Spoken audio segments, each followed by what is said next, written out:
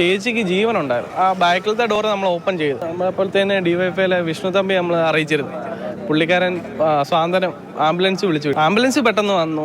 പുള്ളിക്കാരൻ നമ്മളെ എങ്ങനെയോ വലിച്ച് ഇറക്കി ആംബുലൻസ് കയറ്റി വിട്ടു. ബാക്കി നമുക്കൊന്നും ചെയ്യാൻ പറ്റത്തില്ല, കാരണം ജാമായി പോയി. പിന്നെ ഫയർഫോഴ്സും പോലീസും എല്ലാം വന്നു കഴിഞ്ഞാണ് ഇവരെ ഇറക്കുന്നതിന് 3 പേരും മരിച്ചു. മറ്റു 3 പേര് കണ്ട കാഴ്ചയിൽ തന്നെ മരിച്ചു എന്ന് നമുക്ക് ഉറപ്പാക്കാൻ കഴിയുമായിരുന്നു അല്ലെ? കാണുമ്പോഴേ അറിയാം, ഭീകരമായിരുന്നു. ഫുള്ള് ഒടിഞ്ഞ് അങ്ങനെ ഒരു അവസ്ഥയിലായിരുന്നു. ഫ്രണ്ടിലത്തെ 2 പേര് ഫുള്ള് ജാമായി പോയി. ബാക്കിലായിരുന്ന പുള്ളിക്കാരനാന്ന് തോന്നുന്നു. പുള്ളിക്കാരനെ അങ്ങനെ ഒരു വല്ലാത്തൊരു അവസ്ഥയിലായിരുന്നു. അപകടം 4 മണിക്കായിരുന്നു അല്ലെ? 4:05 4:05 ആയപ്പോഴായിരുന്നു അപകടം. ശബ്ദം കേട്ടുകൊണ്ടിരിക്കുകയായിരുന്നു അതിനൊക്കെ. ശബ്ദം കേട്ട് ഞാൻ ആദ്യം ഒരു സ്വപ്നമാണെന്ന് ഓർത്ത്. പിന്നെ അമ്മ നല്ല രീതിക്ക് അലച്ച്. അപ്പോഴത്തേനും പപ്പ ചാടി ഇറങ്ങി വന്നു. ഞാനും പപ്പയുടെ ആണ് വന്ന് ആദ്യം കാണുന്നത്. സ്ഥാനത്തെ 3 പേരെയാണല്ലോ പിന്നീട് പുറത്തെടുത്ത പുരുഷന്മാരെ.